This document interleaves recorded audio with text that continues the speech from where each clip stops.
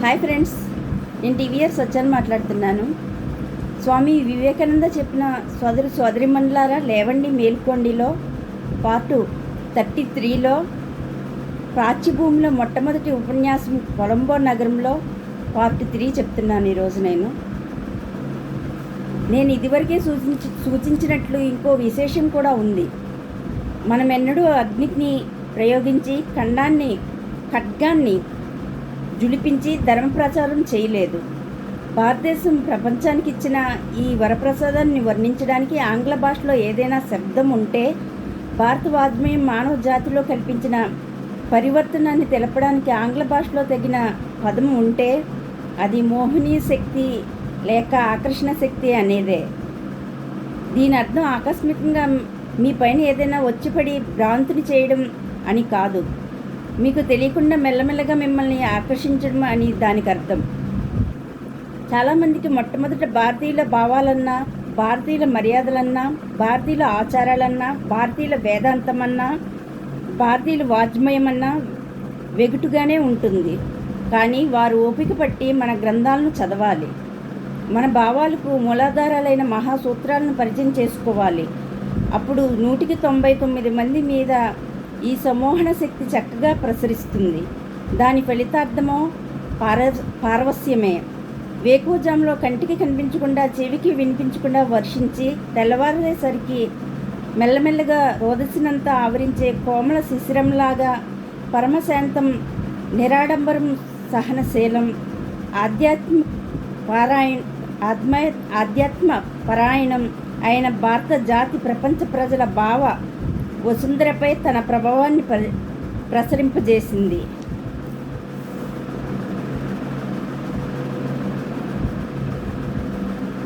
చరిత్రలో ఇదివరకు జరిగిందే మళ్ళీ మళ్ళీ జరగనుంది. ఈనాటి ఆధునిక శాస్త్రం వల్ల గాఢం, సుస్థిరం అనుకున్న పురాతన విశ్వాసాలు పూర్తిగా హతమైపోతున్నాయి. మానవజాతి అంతా లొంగి మన్నన చేసి తీరాలని ఆశించిన సాంప్రదాయిక గౌరవాధ్యక్షాలు నలినలిగా చిత్తకు పుట్టబడి గాలిలో కనిపించకుండా ఎగిరిపోతున్నాయి. ఈనాటి ప్రాచీన వస్తు పరిశోధనలనే పెద్ద సమ్మోటు పోటులకు తాళజాలక పురాతన ఆచార విశ్వాసాలు గాజు ముక్కల్లాగా పొడిపొడిపోతున్నాయి. మతం పాశ్చాత్య దేశాల్లో పామరుల చేతుల్లో చిక్కుకుపోయింది. పండితుల మత సంబంధమైన ప్రతిదాన్ని చేదరించుకుంటున్నారు. ఈ పరిస్థితుల్లో భారతీయుల వేదాంతంలోని ఆధ్యాత్మిక మహాశయాలు భారత హృదయము ముందుకు సాగి వస్తున్నాయి. అత్యున్నత వేదాంత ధర్మాలు సామాన్య భారత ప్రజలకు నిత్యానుష్ఠాన మర్యాదలు. ఇదంతా ఒకే పదార్థం అనే అద్వైత మార్గం. వేదాంతం బోధించే నిర్గుణ తత్వభావం నరుని ఆత్మ నశించినదనే అద్భుత సిద్ధాంతం.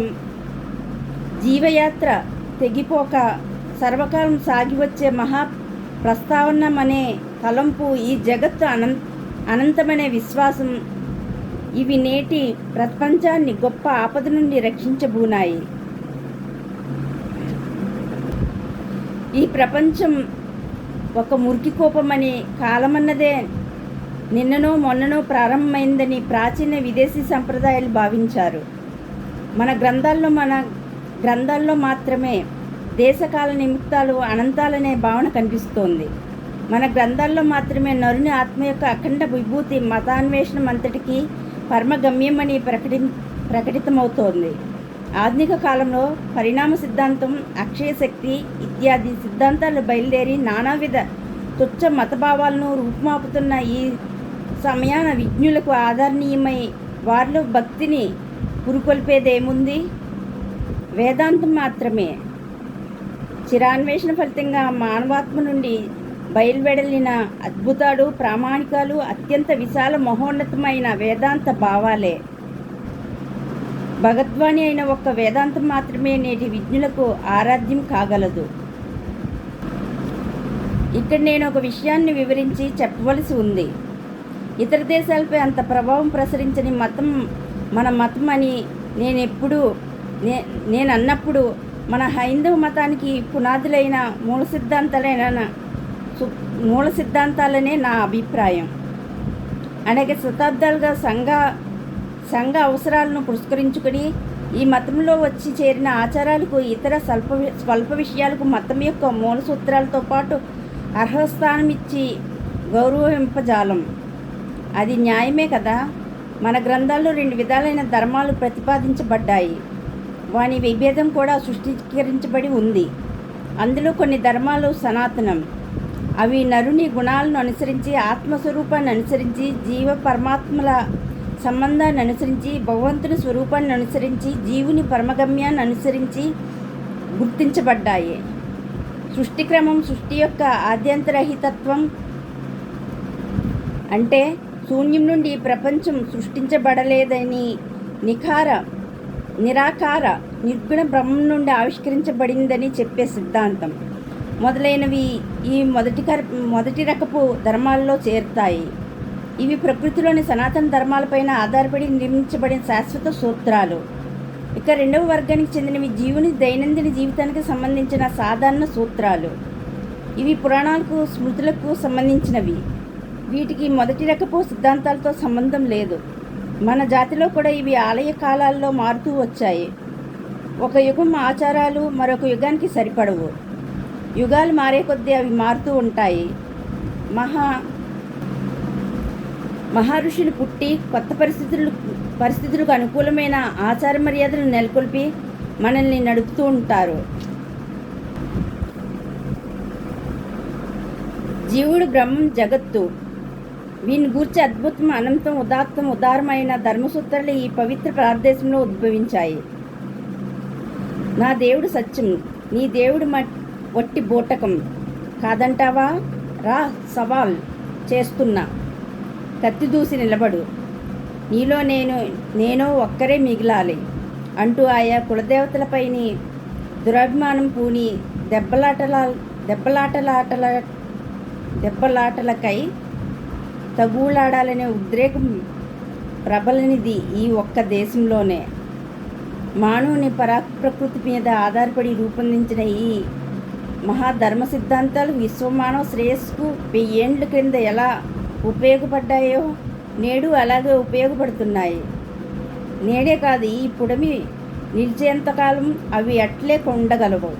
కర్మ సిద్ధాంతం పాటించబడేంతకాలం మనం వెస్ట్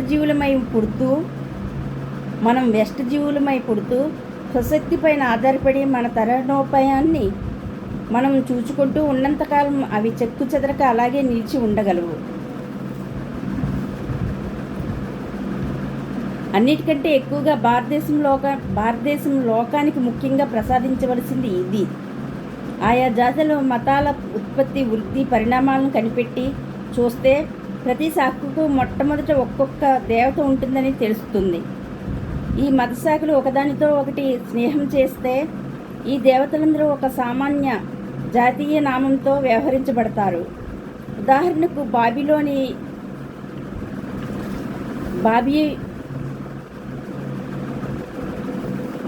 ఉదాహరణకు బాబిలోనియన్నుల దేవతల పేర్లను చూడండి. బాబిలోనియన్ జాతివారు వేర్వేరు ఉపజాతులుగా, అంటే వేర్వేరు శాఖలుగా విడివడి ఉన్న వారి దేవతలకు పాల్ అనే సామాన్య జాతీయ నామం వాడబడుతుండేది. యూదియా జాతిలోని ఉపజాతుల వారి దేవతలు కూడా మోలక్ అనే సామాన్య నామం ఉండేది. ఇలా ఉండగా ఆ ఉపజాతుల్లో ఏదో ఒకటి తక్కిన వానిపై ఆధిపత్యాన్ని సాధించి తమ రాజే అందరికీ రారాజని చాటుతుంది. అప్పుడు అది సహజంగా తమ దేవుడే తక్కిన ఉపజాతుల దేవుడని వాదిస్తుంది.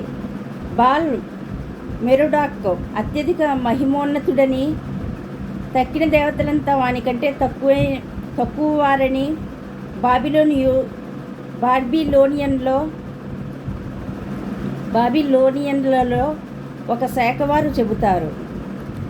అన్ని మోలోకులలో కూడా మోలోకు యావ అత్యధికుడని యూదుల్లో ఒక తెగవారు వాదిస్తారు. ఎవరి దేవుడు అతడు అధికుడు అనేది యుద్ధం చేసి తేల్చుకుంటారు. ఇలాంటి తగులు పూర్వం మన దేశంలో కూడా ఉండేవే.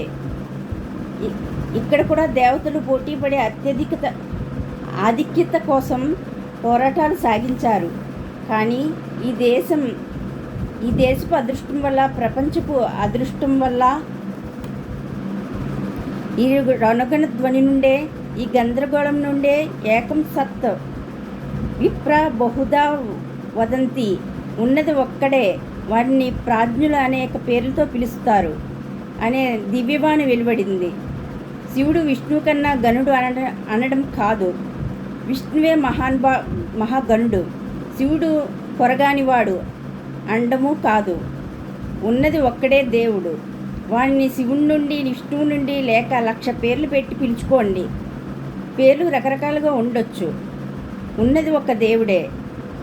భారతదేశ చరిత్ర యొక్క పర్యవసానం అంతా ఈ 2 ముక్కల్లో ఇముడి ఉంది.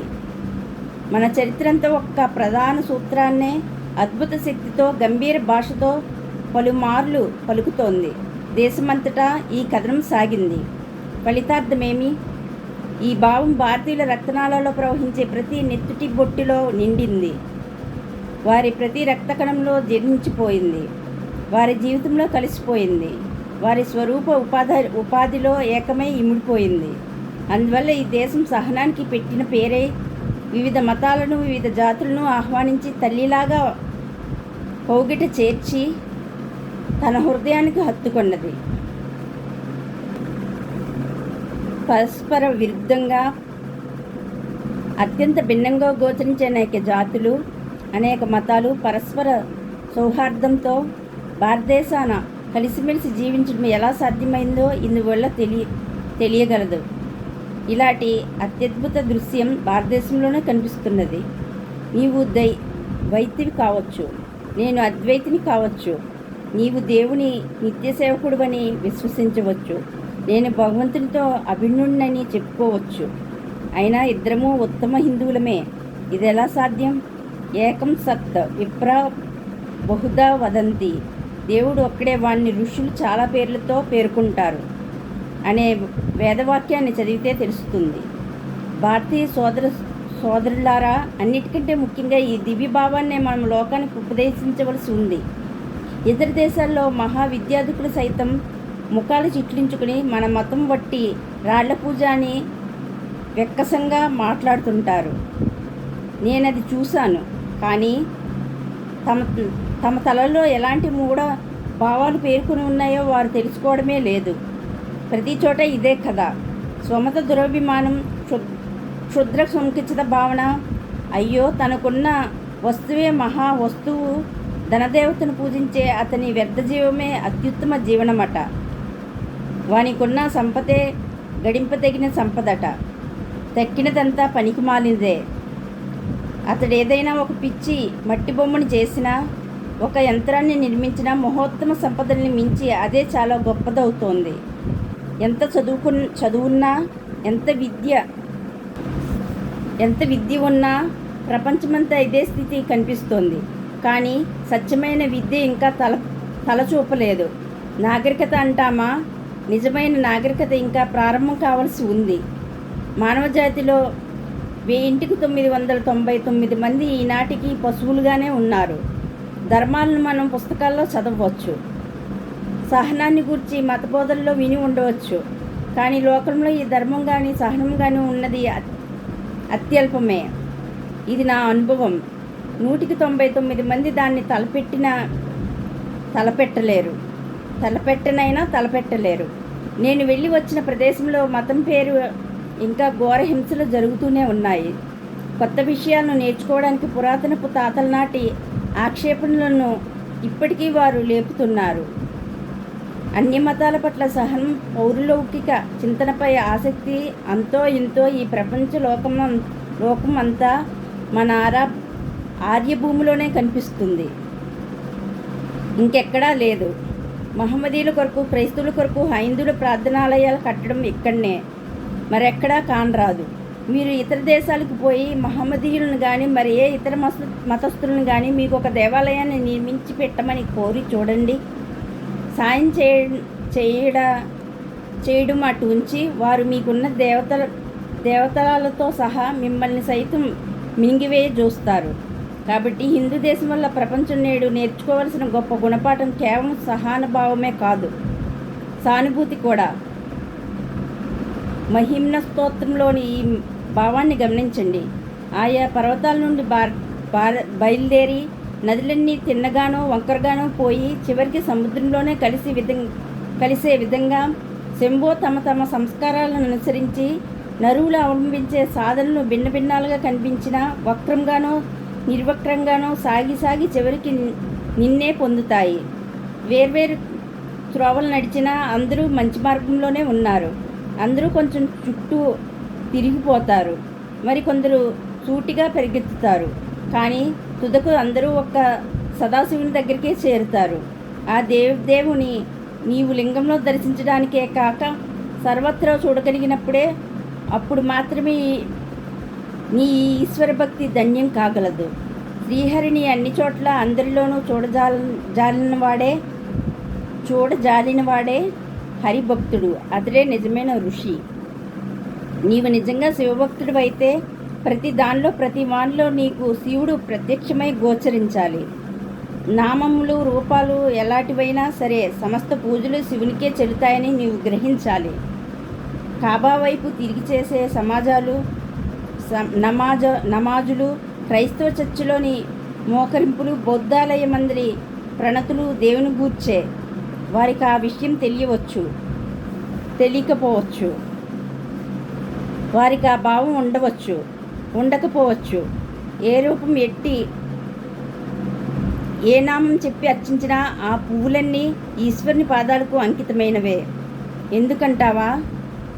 ఆయనే సర్వేశ్వరుడు, ఆయనే పరమాత్మ. నీకంటే నాకంటే బాగా ఈ లోకానికి ఏది అవసరమో ఆయనకు తెలుసు. భిన్నత్వం అంతా అంతరించిపోవడం అసంభవం.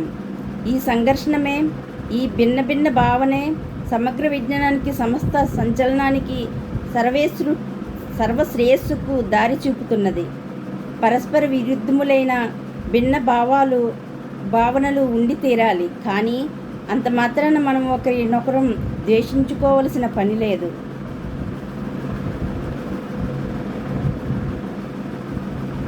ఈ ఏకైక సత్యాన్ని మనమందరం మళ్ళీ గ్రహించాలి. ఈ మహాసత్యం ఇక్కడనే మన మాతృదేశంలో మాత్రమే అనుష్ఠింపబడి ప్రచారం పొందింది. ఇది ఇంకొకసారి ఈ భారతదేశం నుండే ప్రపంచానికంతా ప్రచారం కావలసి ఉంది. ఈ మహాకార్యాన్ని చేయగలిగింది ఒక్క భారతదేశమే. ఈ ధర్మరహస్యం అంతా మన వేదాల్లో ఉంది, మన వాజ్మయంలో ఉంది, మన జాతీయ జీవనం మందంతా ఉంది. ఇక్కడ మాత్రమే అది అనుదినం ఆచరింపబడుతోంది. కన్నుల నుండి చూస్తున్న ప్రతి దానికి ఈ విషయం రుజువు కాగలదు. కాబట్టి లోకానికి మనం మత ధర్మాలను బోధించవలసి ఉంది. మనం బోధించవలసినవి ఇంతకంటే మించిన ఉత్తమ ధర్మాలు కూడా ఉన్నాయి. కానీ అవి విద్యావంతులకు మాత్రమే అక్కరకు వస్తాయి. పురుషుడు కానీ, స్త్రీ కానీ, పసిబిడ్డ కానీ, చదువు రాకున్నా, జాతి వర్ణ సంప్రదాయాల భేదాలు లేక సౌజన్యం, నమ్రత, ఓర్మి, సహనం, సానుభూతి, సోదరభావం మొదలైన ధర్మాలు మాత్రం ప్రతి వాళ్ళు నేర్చుకొనవచ్చు. తత్వజ్ఞులు నిన్ను అనేక నామములతో సంబోధిస్తారు, కానీ నీవు ఒక్కడివే. ఓకే ఫ్రెండ్స్, స్వామి వివేకానంద చెప్పిన సోదరిమణులారా లేవండి మేల్కొండిలో పార్ట్ 33 అయింది. నెక్స్ట్ పార్ట్ 34 చెప్తాను. నేను చెప్తున్న లేవండి మేల్కొండిలో ఏమన్నా మిస్టేక్స్ ఉంటే దయచేసి నాకు క్షమించండి. అలాగే నేను చెప్తున్న లేవండి మేల్కొండి మీకు నచ్చినట్లయితే నా ఛానల్ సబ్స్క్రైబ్ చేసుకోండి.